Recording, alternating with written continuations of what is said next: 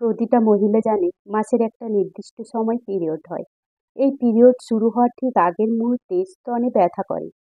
কেউ কেউ ভাবেন এটা পিরিয়ডের সঙ্গে যুক্ত, কিন্তু এর আসল কারণ জানেন না অনেকে। তাই আজ জানবো, পিরিয়ডের সময় স্তনে ব্যথা স্বাভাবিক না রোগের ইঙ্গিত। চলুন যা যাক বিস্তারিত। মহিলাদের জীবনে ঋতুস্রাব একটা স্বাভাবিক বিষয়, যা প্রতিটা মহিলার হয়ে থাকে। আর এটা স্বাভাবিক বলে আমরা ছোটখাটো বিষয় বলে এড়িয়ে যাই, যেমন স্তনে ব্যথা। এই বিষয়ে মুখ খুললেন স্ত্রীরোগ বিশেষজ্ঞ। তিনি বলেন এই ব্যথা স্বাভাবিক ও অস্বাভাবিক দুই হতে পারে।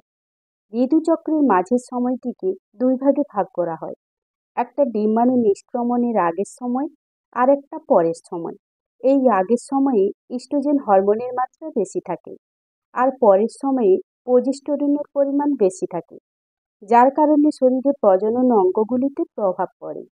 আর তাই প্রোজেস্টেরনের প্রভাব স্তনে গিয়ে পড়ে, যার ফলে ওই জায়গায় রক্ত চলাচল বেড়ে যায়, যার কারণে স্তনের রক্ত চলাচল বেড়ে গিয়ে ব্যথা হতে থাকে। আর তার ঠিক কয়েকদিন পরে ঋতুস্রাব শুরু হয়। এরপর আসি কখন সতর্ক হবেন। যখন দেখবেন ঋতুচক্রের এই দুই ভাগের কোনোটির সঙ্গে এই ব্যথার সম্পর্ক নেই, মাঝে যখন তখন এই ব্যথা অনুভব হয়, তখনই সতর্ক হবেন। আর এই ব্যথা যে কোনো একটা নির্দিষ্ট জায়গায় হতে থাকবে।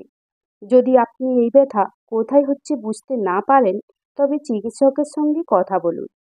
এই ব্যথা পরবর্তীতে ক্যান্সারের লক্ষণ হতে পারে, তবে দুই স্তনে ব্যথা হলে ক্যান্সারের সম্ভাবনা কম। সুতরাং বোঝা গেল স্তনে ব্যথার কারণ ও কী করবেন।